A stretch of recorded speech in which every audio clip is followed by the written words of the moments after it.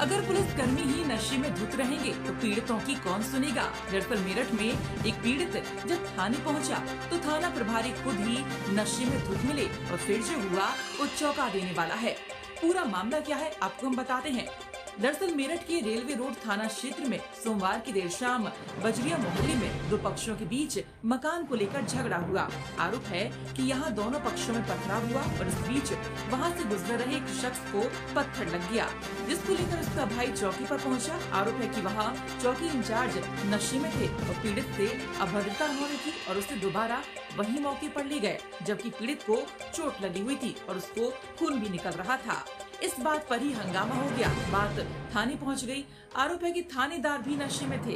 घटना की सूचना पर खुद मेरठ के एसपी सिटी आयुष विक्रम मौके पर पहुंचे। इसके बाद थाना प्रभारी रेलवे रोड धीरज कुमार और केसरगंज चौकी इंचार्ज प्रमोद कुमार को ड्यूटी के दौरान नशे के आरोप में तत्काल लाइन हाजिर किया गया।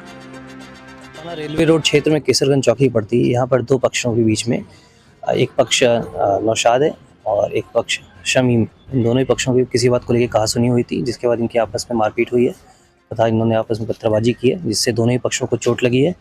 एक पक्ष से 4 लोग और एक पक्ष से 5 लोग घायल हैं। सभी पक्षों को जो चोटिल हैं इन्हीं को मेडिकल के लिए भेजा गया है। जो भी तहरीर आएगी उसके अनुसार इसमें आवश्यक कार्रवाई की जाएगी।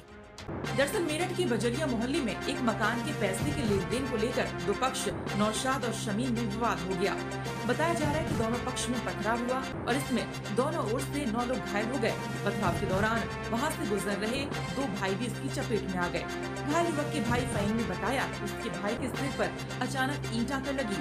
घायल अवस्था में जब वो शिकायत दर्ज कराने के लिए चौकी पहुँचे तो आरोप है कि चौकी इंचार्ज नशे में थे और उन्होंने न तो समय पर मेडिकल कराया और न ही पर्याप्त बल बुलाया और पीड़ित को वापस घटना स्थल पर ले गए। आरोप है कि इस बीच फिर से तनाव बढ़ा और लाठीचार्ज की स्थिति बन गई और इसके बाद वहां इस बात को लेकर लोगों में नाराजगी बढ़ी और हंगामा हो गया।